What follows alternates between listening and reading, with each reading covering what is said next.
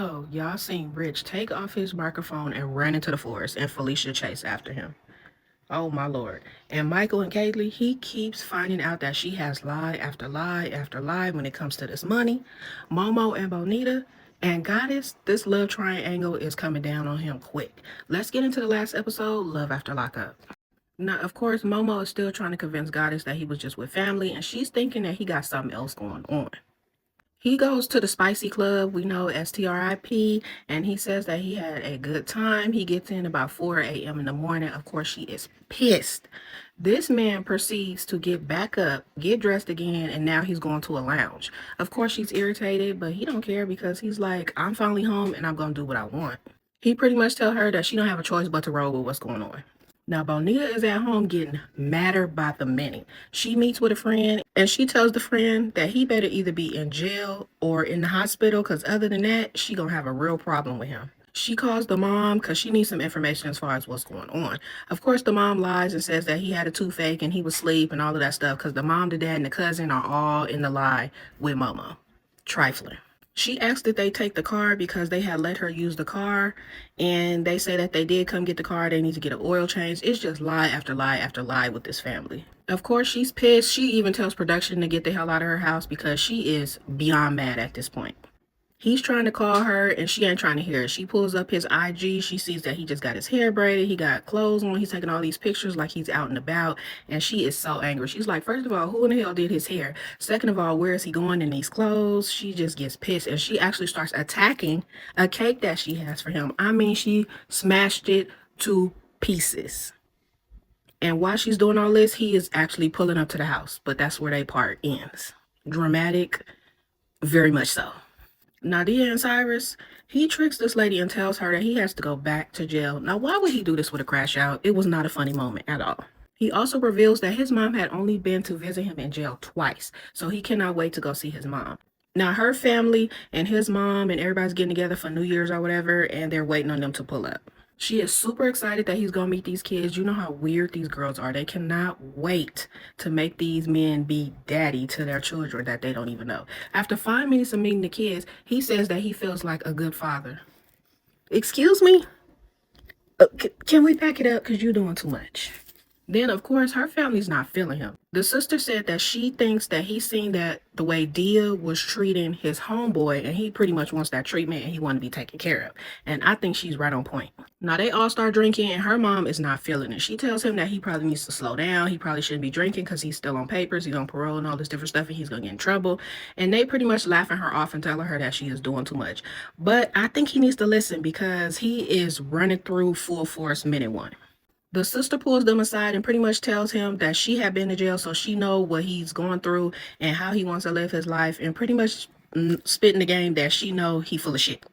She said, been there, done that. She said, when you get out, you just ready to live your life and not really worried about nobody else. She also pulls out her jail card to show him that she was not lying, that she was behind bars as well.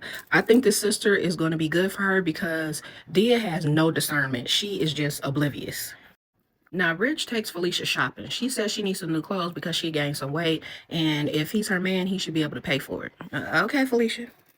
She also gets a call from her manager, who is still behind bars, the one who was helping her with all the sugar daddies that was sending her money. She tells her that she needs $1,000 sent to her because she's broke and she don't want to rely on Rich, and it seems like Rich don't really got it because he's not giving her money like he's supposed to be doing.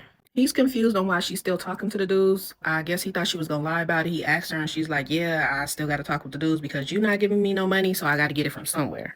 He feels like she's questioning the marriage thing and if he's still married because she is cheating and doing all these different things with these guys. She pretty much tells him he's supposed to be spoiling her, and since he can't, then she just gonna look somewhere else for money. She told him if it was the other way around, she wouldn't have a problem with it. And I don't know if I believe that. Now they go back to the house. All her family has came. She still hasn't seen some people because they didn't make it yet. So she's seeing family that she hadn't seen, plus the ones who have been around. Of course, she pulls the cousin aside and she starts all over again about this marriage thing, about seeing the divorce papers. And she says that they need to confront him right now. The aunt comes and she's like, okay, I'm gonna do it. She goes right up to him and is like, are you divorced? Do you have the divorce papers? We need the proof. This has been the same drama over the last, 4-5 episodes. He says he's divorced. If they want proof, they can look it up. He's not walking around with divorce papers in his pocket. They can look up whatever they need to know. Him and the aunt is going back and forth, and he takes off his microphone and throws it down and runs off. It was the weirdest shit I ever seen. He like runs off into the forest. Felicia is so confused. She runs after him and she's calling him because she wants to talk it out, and that's where their part stops. Now, Kelly and Michael still fighting about this money. She says she does feel bad that she spent all the money and blamed it on him, but she never learned anything as far as money management from her mom. So it's not a big deal. Ma'am, it's a big deal. He goes to meet his mom because she's taking him on an interview, which is the mom's boyfriend. It's for an HVAC place. This man is on track. He actually gets the job or whatever after talking with the guy. Now, the guy was with the mom for 6 years, but he never met him because he was behind bars. The guy said he know that he is pretty much a hustler or whatever, but long as he's doing what he's supposed to do, he has no problem with it. Only thing he has to do is get his license. He goes to the DMV to try to get his license, and he finds out that Kaylee lied once again. She was supposed to pay a fine that he had for $6K, but she didn't pay anything on it. He's thinking he only has $1,000 to pay and finds out he has to pay the whole thing. So of course he is pissed. So Kirsten and Brady, they have been doing good or whatever. He's been in the halfway house for like a month, I think she said. And she takes her kids down to visit him. Now, I was a little creeped out with the daughter in the back saying how she can't wait to see them kiss and hug and all of this stuff. It was kind of weird. Maybe it was just me. I don't know. So they get to him, and the first thing he does is pick up the daughter and squeeze her. This whole part was like so uncomfortable. Yeah, very uncomfortable. She has a hotel next door for his baby mama and the kids, but they end up not coming. They wait to the last minute to tell her that they're not coming because the daughter has some kind of health issues.